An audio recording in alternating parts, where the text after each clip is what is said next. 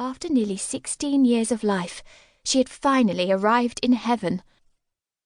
Someone beside her stumbled, knocking into her, and she fell back, catching her knee on a crate. She stepped forward, but her dress clung, snagged on a jutting nail. Dropping her gloves onto the dirt-packed street, she tugged on the skirt. Her uncle's hat was barely visible yards away, the servant gone. She yanked at the hem. It tore. A tall man moved close. His thin lips curved into a grin, fist on his belt where a dual-handled blade jutted in an arc from his loose trousers.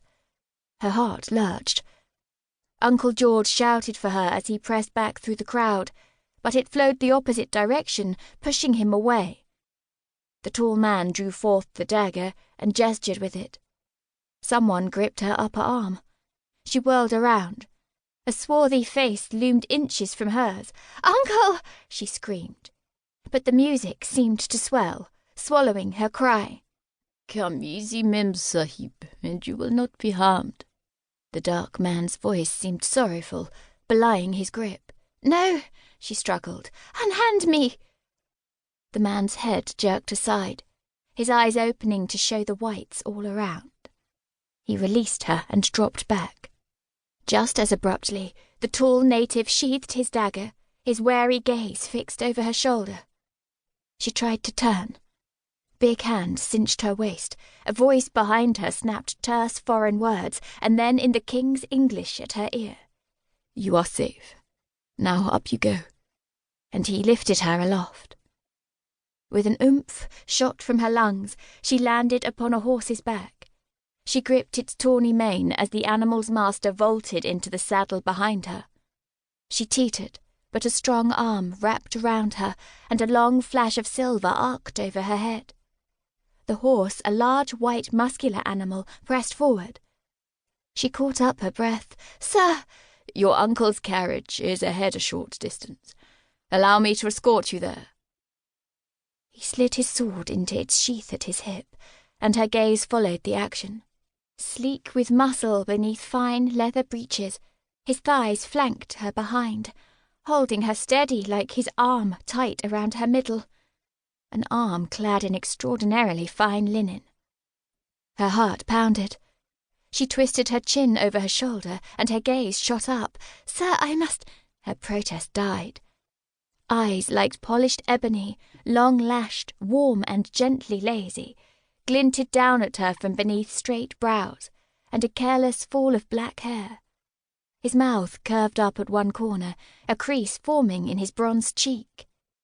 "You must loosen your grip upon my horse's mane," he said softly, a hint of music in his gentleman's perfect English, "or you will come away with the handful of hair, and he with a frightful bald spot."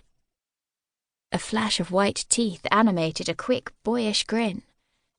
Why, despite his broad shoulders and splendid mount, he could not be very much older than she, perhaps only by a few years, and he was laughing at her, albeit nicely. She pried her fingers open, then grabbed at the silver-encased pommel digging into her thigh. The crowd seemed to part before them, but he was not watching their path. He was watching her from very few inches away. Fewer inches than she had ever been separated from any man. Words would not form upon her thick tongue, certainly at first. A whiff of scent tangled in her nostrils, leather and fresh linen and something else, something subtle like sandalwood but spicier and wonderful. Her palms went unaccountably damp. "You?" His steady gaze gently smiled. I have torn my dress." His glance flickered to her thighs, jammed between his knee and the animal's withers, paused, then slowly traced her legs from hip to foot and back again. She ceased breathing, every inch of skin beneath her gown tingling where his gaze passed. He returned his regard to her. His eyes glimmered with laughter, but his shapely mouth slid into a serious line. "I dare say you have." His grip on the reins shifted, and he averted his face as he turned the horse's direction. A glimpse of man's neck